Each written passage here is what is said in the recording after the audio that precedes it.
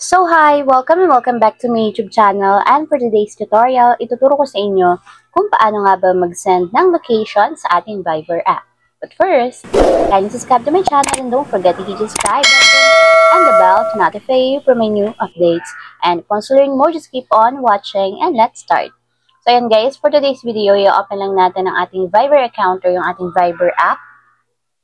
And then, pagka-open guys, pumili lang kayo ng isang conversation na kung saan gusto nyo mag-send ng inyong real-time or exact location. So, mag-open lang kayo guys ng isang conversation. And then, pagka-open, itap nyo lang yung add button or plus button na nandito sa may lower left side. And then, pagka-tap guys, may magpo-pop up na options dyan. So, ang piliin nyo dito is yung location. So, tap nyo yung location.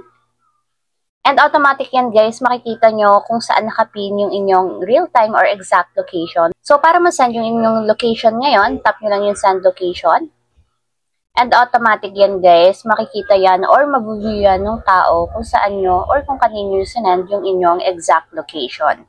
So ayun lang guys, ganun lang kasimple kung paano nga ba mag-send ng location sa ating Viber app. If you have a question, can you comment down below and don't forget to hit the subscribe button and bell to notify you. And thank you for watching.